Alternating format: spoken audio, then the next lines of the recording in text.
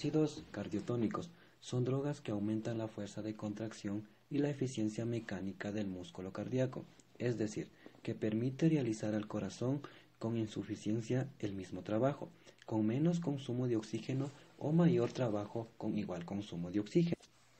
Tenemos de origen natural y de origen clásica.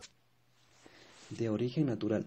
Son derivados de plantas principalmente de dos especies de digitales, digitales purpurea, digitales lanata. Como ejemplo tenemos las plantas alcahuate cerezo, alzada y la campanilla. De origen clásico, se forman durante la extracción a partir de las plantas nativas. En forma semisintética se produce beta-metil-dixógeno. Son empleadas en terapéuticas de insuficiencia cardíaca congestiva. También existe en especies animales como los sapos que poseen una sustancia llamada bufotoxinas en secreciones de la piel. Farmacocinética. Debemos tener en cuenta la vía de administración. Puede ser la vía oral y la vía endovenosa. La vía oral tarda un poco en actuar, pero perdura más tiempo por la vía endovenosa. Actúa más rápido y dura más tiempo como en la vía oral.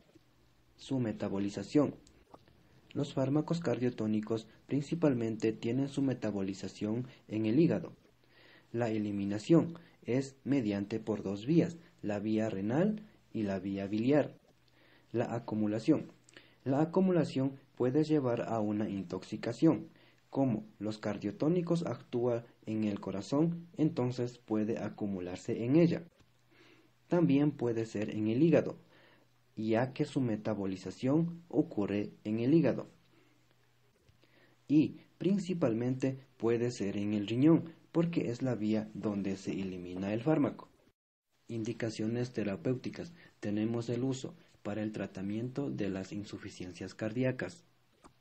Los fármacos cardiotónicos principalmente lo usamos para el control de la insuficiencia ventricular, en caso de la insuficiencia cardíaca con fibrilaciones auriculares. Reacciones adversas en los pacientes. Dice que los gatos son más sensibles a los efectos tóxicos de la digoxina que los perros. Los signos de toxicidad en los pacientes se puede observar como anorexia, vómito, diarrea o arritmias. La interacción farmacológica. Los antiácidos y los quimioterapéuticos. Los fármacos como la ciclofosfamida, la vincristina y la metoclopramida pueden disminuir la absorción de la digoxina en pacientes con tratamientos, mientras que los fármacos como la diazepam y la eritromicina pueden aumentar el nivel sérico y disminuir la velocidad de eliminación y potenciar los efectos de la toxicidad de la digoxina. Dosis de administración recomendada en los pacientes. En perros, 2.2 a 4.4 microgramos por kilogramo vía intravenoso cada 24 horas. Los comprimidos por vía oral, 4 a 7 microgramos por kilogramo cada 12 horas. Esto se recomienda a pacientes que tengan un peso menor a 22 kilogramos. En caso de gatos, 1 hasta 1.6 microgramos por kilogramo vía intravenoso cada 12 horas. Indicaciones terapéuticas de los fármacos cardiotónicos. La principal indicación clínica de los digitálicos es la insuficiencia cardíaca congestiva. Los digitálicos son tratamientos de fibrilaciones auriculares por disminuir la frecuencia ventricular, consiguiendo el rendimiento hemodinámico del corazón. Una forma de administrar digitálicos en caninos es la administración de digoxina. La digoxina cumple una acción de inhibir la bomba de sodio-potasio ATPasa, produciendo un aumento del sonido intracelular.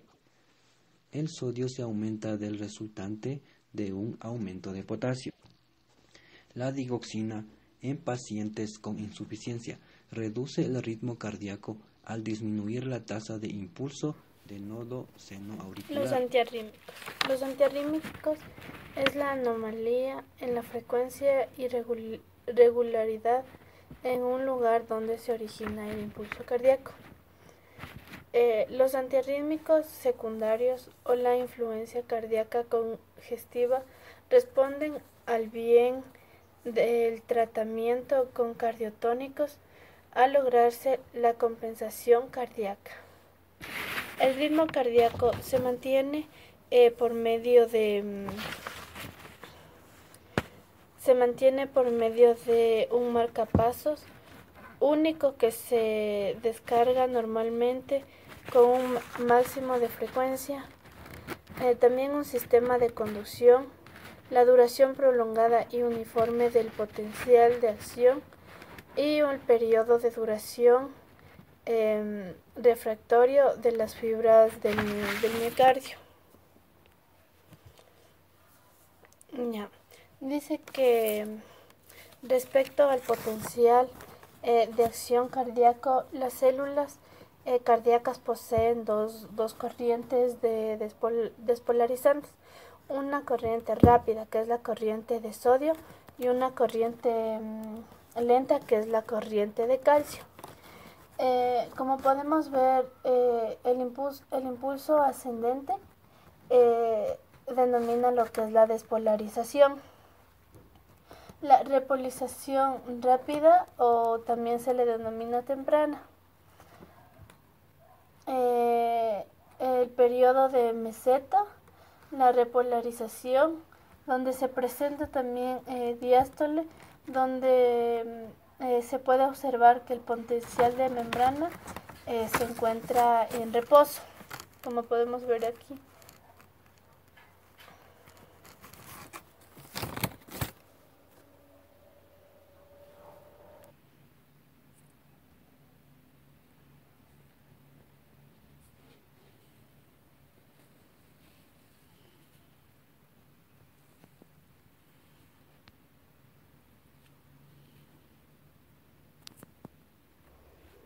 La fase de potencial de acción nos indica que la conductancia de potasio se reduce gradualmente cuando éste llega al umbral donde se produce la despolarización. Las células nodales y los conductos reciben una inervación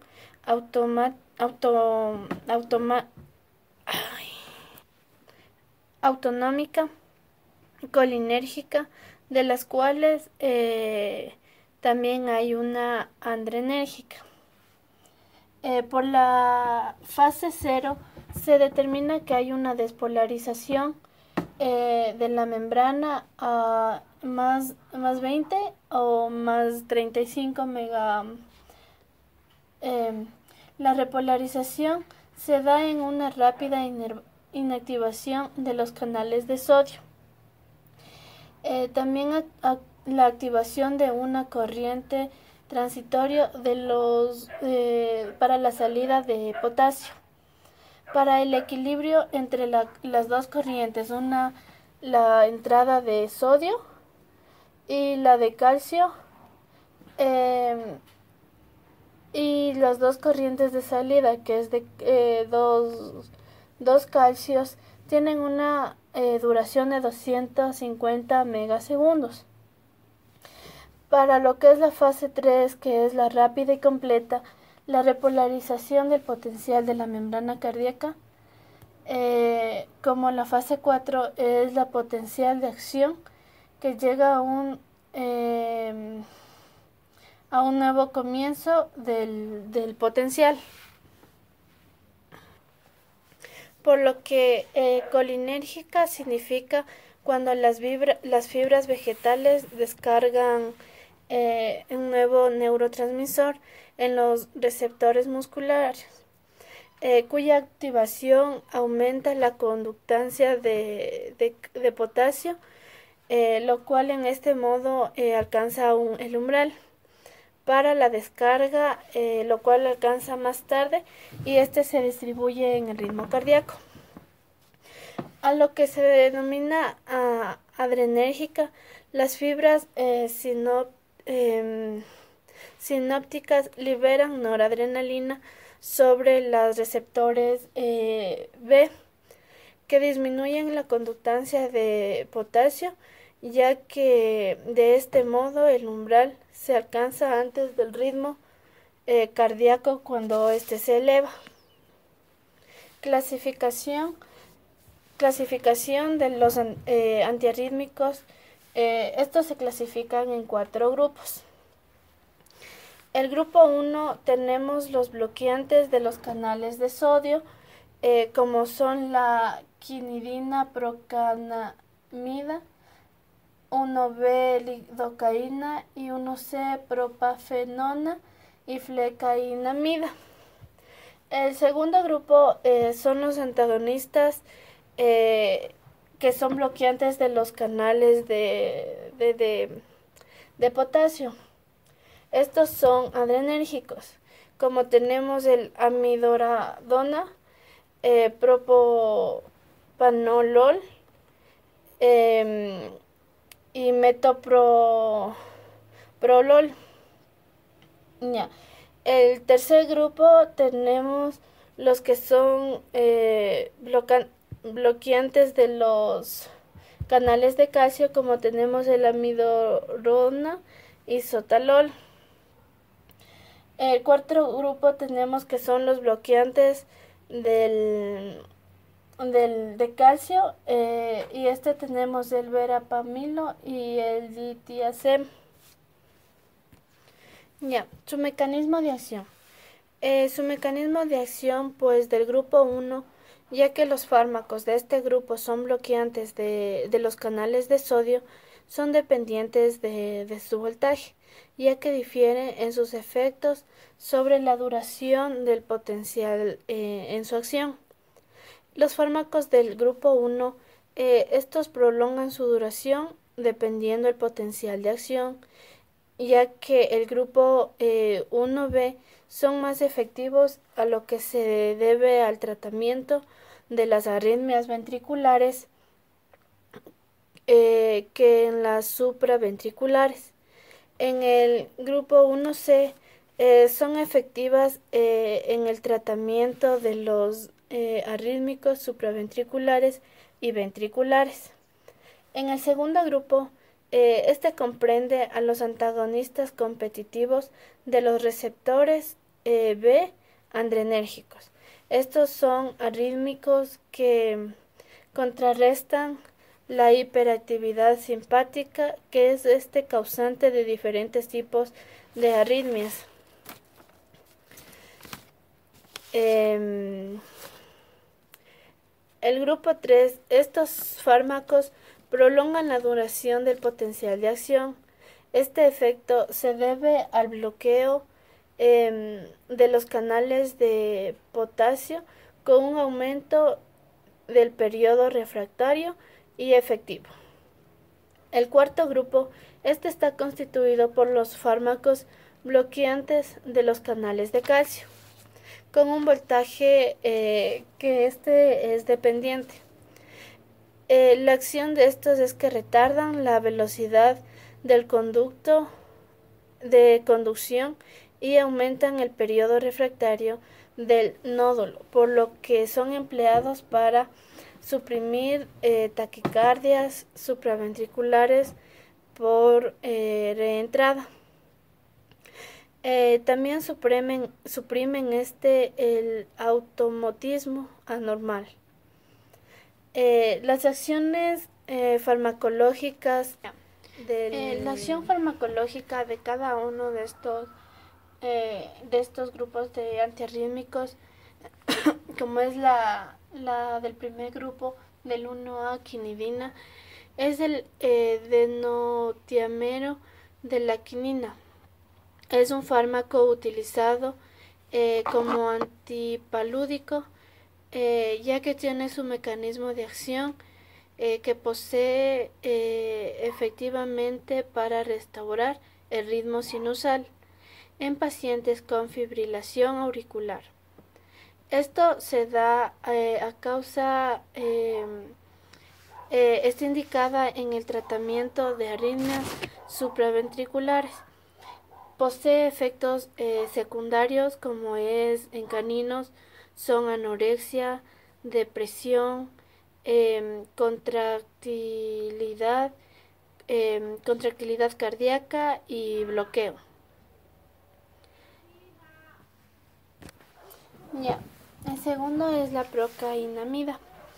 Este es un derivado de un anestésico local de la procaína, ya que tiene efectos similares a los de la quinidina, pero es menos depresora. Ya. También tenemos la lidocaína. Este es un anestésico local. Se utiliza por vía venosa ya para el tratamiento de lo que es las arritmias ventriculares agudas, principalmente en intoxicación por digoxina. Este es un medicamento para problemas de corazón como insuficiencia cardíaca. Este ayuda a mejorar lo que es la capacidad del corazón para bombear la sangre. Tiene un efecto colaterales, como si se le coloca en dosis altas, puede producir ataxia, temblores musculares y convulsiones. La fenitionina, esto es un fármaco antipiléptico, ya que posee la acción antirrítmica, especialmente en el tratamiento de las arritmias producidas por digitálicos. El propranolol, este es un bloqueante cardíaco, está indicado para arritmias que son incluidas por hiperactividad simpática o aumento de la catecolemias. Lo que causa es reduciendo las corrientes y lo que son las corrientes de calcio y sodio. Son de uso común post-infarto.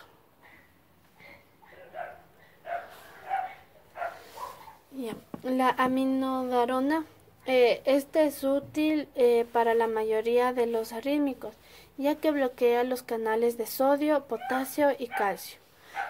Sus notables efectos adversos, ya que eleva la toxicidad,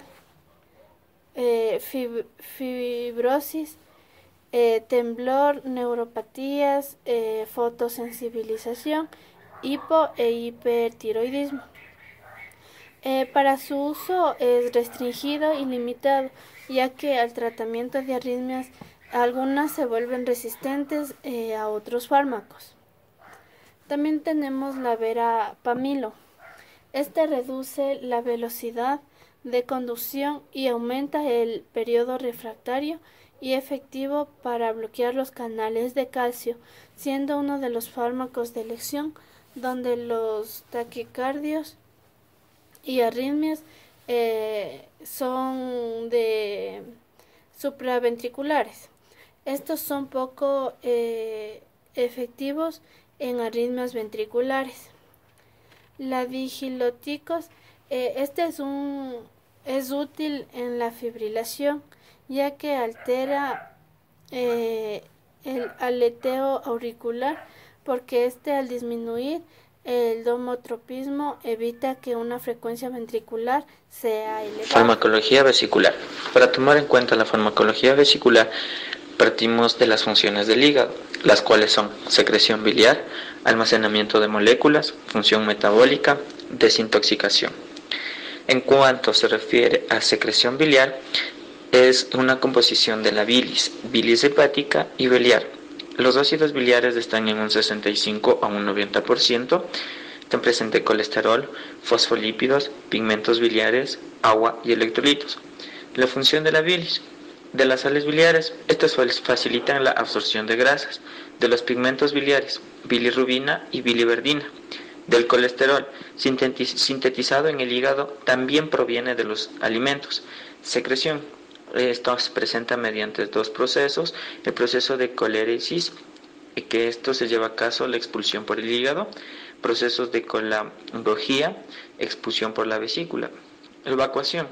Está considerado la contracción de la vesícula, relajación del esfínter de Oddi y salida de bilis hacia el duodeno.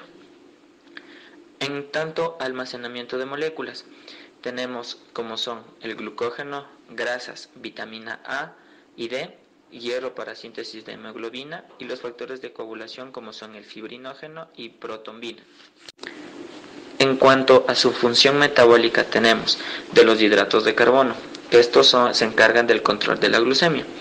Tenemos gluconeogénesis, que es la síntesis de la glucosa; glucogenogénesis, los azúcares se almacenan en forma de glucógeno; glucogenólisis, la glucosa se libera para satisfacer las necesidades energéticas en forma de glucógeno.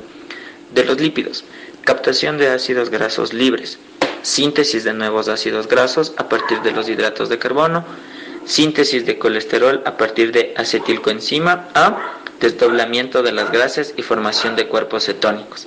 De las proteínas, síntesis de las proteínas del plasma, como la albúmina y la formación de urea. En cuanto a la desintoxicación, tenemos los compuestos excretados mediante la vía biliar, compuestos hidrosolubles, estos se eliminan mediante la vía renal; compuestos liposolubles, biotransformación hepática. Antes de la eliminación renal debemos tomar en cuenta oxidaciones y reducciones mediante el microsoma hepático. Estos permiten la conjugación con glucurónido, conjugación con glutatión y glicina. En los radicales libres tenemos las sustancias electrofílicas y el daño celular. Estos atacan a los lípidos, proteínas y ácidos nucleicos. Principales patologías hepáticas. Tenemos hepatitis aguda, que es la inflamación del hígado. En esta se deriva hepatitis viral aguda, que es hepatitis A, B y C. Esta puede evolucionar hacia una posible cirrosis. Hepatitis aguda por tóxicos o medicamentos. Esto también se debe a que muchas sustancias químicas son tóxicas para el hígado, como por ejemplo galactosamina, faloidina, paracetamol, alotano, etc. En cuanto a hepatitis crónica, los síntomas se prolongan durante meses, es persistente. Esto se los trata con inmunodepresores, corticoides, interferones. Y cirrosis hepática no es más que la destrucción del hepatocito con inflamación que puede producir una fibrosis y una cirrosis. Principales patologías del tracto biliar. Tenemos colelitiasis biliar, que es la formación de cálculos biliares en la vesícula formadas de colesterol. Colecistitis es la inflamación de la vesícula por la existencia de cálculos o infección bacteriana. Disquinesia biliar son trastornos en la motilidad biliar, generalmente por un espasmo del esfínter de Oddi, lo que produce éstasis, que es un estancamiento biliar. Cólico biliar, grado de mayor de la patología, cuadro fisiopatológico común a todos los procesos del tracto biliar. Esto causa un gran dolor. Fármacos que actúan sobre las vías biliares. Para la colelitiasis, estos fármacos se administran vía oral. Pueden ser ácidos biliares naturales como ursodeoxicólico y quenodeoxicólico. Estos ayudan a que bajen la secreción de colesterol a la bilis y su absorción intestinal. Produce la disolución de los cálculos de colesterol, mejora la secreción biliar de ácidos y el flujo biliar. También tiene propiedades inmunomoduladoras y también se puede realizar una litotricia, que no es más que la fragmentación del cálculo con láser. Cirrosis biliar primaria. Esto es con un prurito asociado a obstrucción biliar. Hipercolesterolemia. Es de resina, intercambio iónico que se une a los ácidos biliares, evitando su reabsorción. Colestiramina, vía oral. Espasmo biliar, cólico biliar, dolor. Morfina preferible, buprenorfina o petidina. Atropina, espasmolítico. Nitratos para la presión intrabiliar y alivia el espasmo. Fármacos que actúan sobre las vías biliares. Coleréticos, como el ácido dehidrocólico, el extracto de plantas, como es la planta del boldo, la fumaria y la alcachofa. Colagogos, por relajación del esfínter de Oddi o contracción de la vesícula, peptona y sulfato de magnesio. Un efecto colagogo es aquel que estimula la producción de la hormona colecistocinina, que contrae la vesícula y aumenta la secreción biliar. Fármacos hepatoprotectores, dadores de grupos sulfidrilos, derivados de nucleótidos. Estos se administran mediante combinaciones vitamínicas. Una opción tenemos silimarina y extracto de cardomariano, derivados de aminoácidos y ácido ursodeoxicólico. Suplementos pancreáticos. Se les administra en una insuficiencia pancreática en cuanto existe mala absorción de nutrientes, pérdida de proteínas por las heces.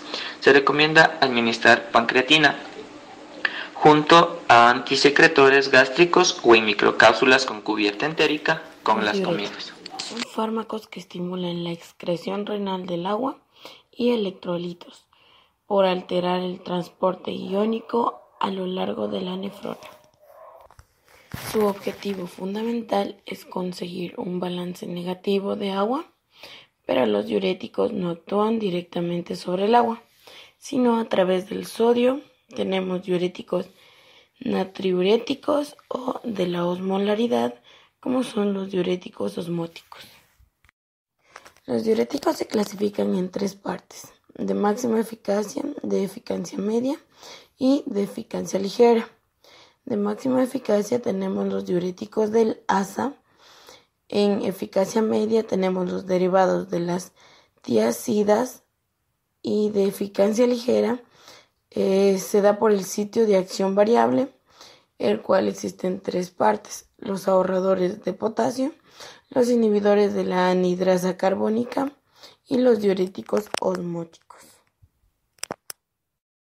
Los diuréticos de máxima eficacia son los diuréticos del ASA. Estos eliminan más del 15% del sodio filtrado e interfieren en el cotransporte del sodio, del cloro y potasio en el asa de Henle. También aumentan el flujo sanguíneo renal y la filtración glomerular. En estas se encuentran los fármacos como la furosemida, la bumetanida, la piretanida, la torasemida, el ácido etacrínico y la etosolina. También tenemos el sitio y el mecanismo de acción. Estos inhiben el cotransporte de sodio, potasio y cloro de manera reversible. De igual forma, se inhibe la absorción de cloruro de sodio y el acceso del flúor, el cual se produce por una secreción tubular, llegando a concentraciones mayores que en el plasma. Tenemos las indicaciones terapéuticas. Se les encuentra más en edemas pulmonares agudos, en insuficiencias cardíacas, en hipertensiones, solo en urgencias como coadyuvantes. En síndromes nefróticos son de utilidad en estado edematoso de síndrome nefrótico, en hipercalcemia, en edemas de la ubre en cuanto a bovinos y en eliminar agua tisular para marcar músculos superficiales en animales de exposición. También presentan los efectos adversos como la ototoxicidad reversible mayor con aminoglucósidos. Se modifica el voltaje de la endolinfa por bloqueo del cotransportador. De igual manera encontramos la hipocalcemia, que se puede prevenir combinando con otros diuréticos, y debemos tener cuidado con digitálicos, ya que aumentan el riesgo de producción de arritmias. De igual forma como la hiperglucemia, que inhibe la secreción de insulina, inhibe la captación de glucosa, y otro efecto adverso es la hiperuricemia, la cual disminuye la eliminación del ácido úrico por bloqueo de su secreción activa por el túbulo contorneado proximal. La dosis de los antibióticos va a variar según los fármacos y según la especie. En cuanto a caninos y felinos, tenemos que la furosemida se administra de 1 a 4 miligramos por kilogramo cada 8 a 12 horas y por vía oral, intramuscular o intravenosa. Y como tercer punto tenemos los diuréticos de eficacia ligera, el cual eliminan menos del 5% de sodio filtrado. Estos se clasifican en tres, los cuales son los ahorradores de potasio, los inhibidores de la anhidrasa carbónica y tenemos los osmóticos. En ahorradores de potasio tenemos la espironolactona y la canreonato, que son antagonistas de la aldosterona. También tenemos la amilorida y el triamtereno, que son independientes de la aldosterona. En cuanto a los inhibidores de la anhidrasa carbónica, tenemos la acetazolamida y el diclorfenamida. En cuanto a osmóticos, tenemos dos tipos, el cual es el manitol y la ozosorbida. En cuanto a los diuréticos ahorradores de potasio, tenemos que son diuréticos que al inhibir la reabsorción de sodio por el túbulo contorneado distal y la porción inicial del túbulo colector, reducen su intercambio con el potasio y de este modo disminuyen su eliminación. La acción diurética es escasa, ya que el aumento de la fracción se elimina de sodio que provocan no superar el 5%. Existen dos clases de ahorradores de potasio, el cual es los antagonistas de la aldosterona y los inhibidores de aldosterona o directos del transporte de sodio. Como antagonistas de aldosterona tenemos la espironolactona. El mecanismo de acción de este es un antagonista de la aldosterona, cuyo efecto es la reabsorción del sodio. Las indicaciones se dan en hiperaldosteroidismo, la hipocalemia por diuréticos y cirrosis de la hipertensión arterial. También tenemos los efectos adversos de estos, los cuales son la acidosis metabólica, hipercalemia, trastornos gastrointestinales y hormonales, como es la disminución del líbido y alteraciones del ciclo estral de cero. En cuanto a indicaciones y presentaciones, se usa combinadas a otros diuréticos por su ligera eficacia. La presentación es vía oral y en todas las especies se administran de 1 a 2 miligramos por kilogramo cada 12 horas vía oral. Como segunda parte tenemos los inhibidores de la anhidrasa carbónica. Su mecanismo de acción actúa en mayor parte eliminando el cloruro de sodio y se absorbe en el asa de Henle con una eficacia ligera del 5%. Se produce una orina alcalina, bloquean la IAC y evitan la reabsorción de sodio. Los efectos adversos de este es la acidosis metabólica y el hipopotasemia. Las indicaciones en pacientes con glaucoma, las contraindicaciones no se las debe administrar en animales sensibles a sulfamidas, los tiazídicos y deasa, ni en animales gestantes. La acetazolamida varía según la especie en la dosis. En tanto a caninos y felinos se los debe administrar de 2 a 10 miligramos por kilogramo cada 6 a 12 horas por vía oral, mientras que a los animales de especies mayores se los puede administrar vía oral e intravenosa. Y la tercera parte de los diuréticos de eficiencia ligera tenemos los osmóticos. Su mecanismo de acción es aumentar la presión sobre el filtrado glomerular e inhibir la reabsorción de agua. Las indicaciones se usan en fallas renales agudas, previene lo que es la anuria y una obstrucción tubular. También se la usa en edemas cerebrales y en glaucomas. También se puede utilizar para mantener la diuresis y evitar la anuria en politraumatismos o operaciones cardiovasculares. De igual forma tenemos las contraindicaciones que pueden producir una deshidratación y trastornos electrolíticos.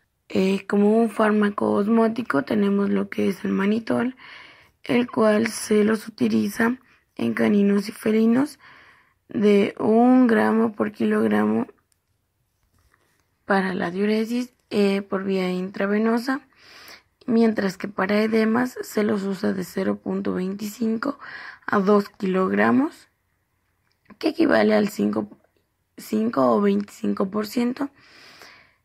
Actúa de 15 a 60 minutos. Farmacología del agua y electrolitos. Es la práctica habitual de la clínica veterinaria de pequeños animales que consiste en la administración parenteral de fluidos con la finalidad de mantener o restablecer el equilibrio de un paciente. Se puede administrar fluidos cuando el paciente esté deshidratado a causa de vómito o diarrea. También puede ser para mantener el estado de deshidratación cuando se administra un medicamento, para reponer los electrolitos perdidos en el vómito y en la diarrea, para la administración de medicamentos, o también se puede administrar en causas de shock. La distribución corporal de los líquidos. Esta se distribuye con un 60% del peso total de un animal adulto. Este líquido se distribuye en 2 grandes compartimientos. En el líquido intracelular, que representa el 40% y se encuentra dentro de la célula, y en el líquido extracelular, que representa un 20% y comprende líquido situado en el exterior celular. El líquido extracelular también se distribuye en líquido intersticial y líquido intravascular. El líquido intersticial abarca un 15%, que es el espacio tisular, y el líquido intravascular abarca un 5%, que es el plasma sanguíneo. También tenemos la deshidratación. Es la disminución del agua corporal, sales minerales y la aparición de síntomas asociados a esta pérdida. La causa principal para la deshidratación es por la pérdida de agua en el cuerpo, por la diarrea, poliuria, golpes y heridas. Los tipos de deshidratación. Tenemos 3 tipos, que son isotónicos, hipertónicos y hipotónico. El isotónico pierde agua y electrolitos. El hipertónico pierde solamente agua, y el hipotónico y el hipertónico pierde agua, y el hipotónico pierde sodio pero no agua. Las vías que se puede administrar para la rehidratación. Tenemos que se lo puede administrar por vía oral, vía subcutánea, vía intravenosa, vía intraperitoneal y vía intraósea. También tenemos los tipos de fluidos, que se dividen en cristaloides y coloides. Los cristaloides está formado de agua y electrolitos. Los cristaloides se dividen en isotónico, hipertónico e hipotónico. El isotónico son aquellos que tienen la misma concentración de soluto que el plasma. Ahí podemos encontrar el lactato de Ringer y el cloruro de sodio al 0.9%. El cristaloide hipertónico tiene mayor concentración de soluto que el plasma. Ahí podemos encontrar la solución glucosada al 10%, la solución glucosada al 50% y la solución salina hipertónica al 7.5%. Los cristaloides hipotónicos tiene la concentración de soluto menor que el plasma. Aquí podemos encontrar la solución de glucosa al 5% y la solución de dextrosa. Tenemos también el fluido coloides. Este fluido se refiere a las soluciones cuyos solutos son de gran tamaño, incapaz de salir de los vasos sanguíneos, contiene partículas de alto peso molecular que no atraviesan la membrana capilar. Tenemos de origen natural y de origen sintético. Dentro del origen natural tenemos el plasma. El plasma contiene de 2.5 a 3.5 de albumina, que es el responsable de mantener la presión oncótica en la sangre. En el origen sintético tenemos el dextranos y gelatinas.